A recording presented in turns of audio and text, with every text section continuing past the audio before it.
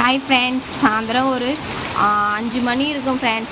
பயங்கரமாக மழை, ரொம்பவே மழை பெஞ்சிட்டு காலையிலேருந்து ஒரு 5-6 வாட்டிக்கு மேலே விட்டு விட்டு பெஞ்சிச்சு. அப்போல்லாம் லைட்டாக வெயில் காஞ்சுன்னு மழை பெஞ்சுன்னு இருந்துச்சு.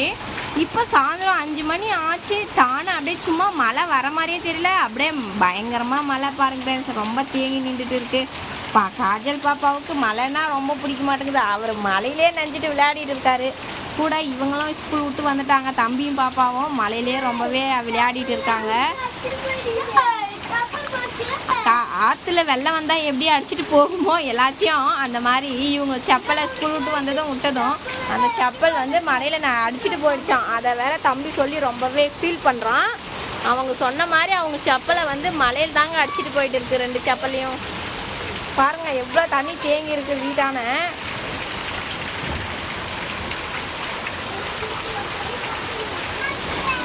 நாது யாருது நாச்சின் போயிடுச்சுமா? சொப்புலா யாருது? அவங்க அண்ணனுது செருப்பு மலையில் அடிச்சுட்டு போயிடுச்சுன்னு, அங்கே போயிடுச்சுன்னு அவ சொல்லி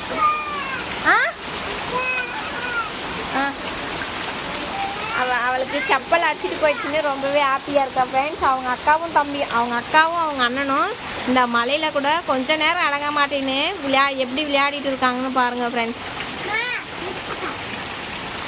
இப்போ அந்த செப்பலை போய் எடுத்துகிட்டு வரணுமா, அதனால் கொடை பிடிச்சிட்டு போய் எடுத்துகிட்டு வரேன் அப்படின்னு சொல்லிட்டு 2 பேரும் பிடிவாதமாக பிடிச்சிட்டு இருக்காங்க.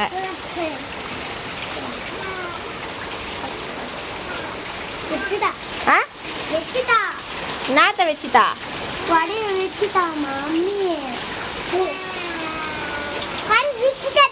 என்னத்துக்கு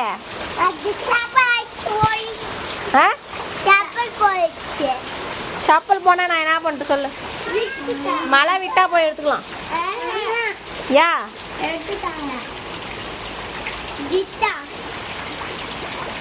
என்னம்மா?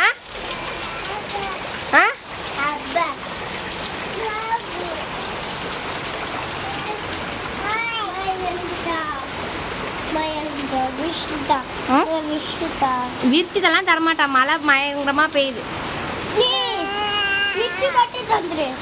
நோ, விரிச்சு எல்லாம் தர முடியாது.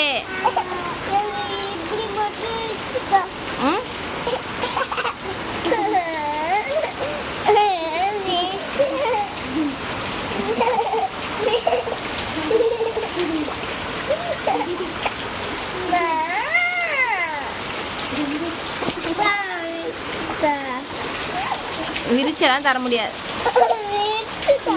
நான் தரமாட்டேன்.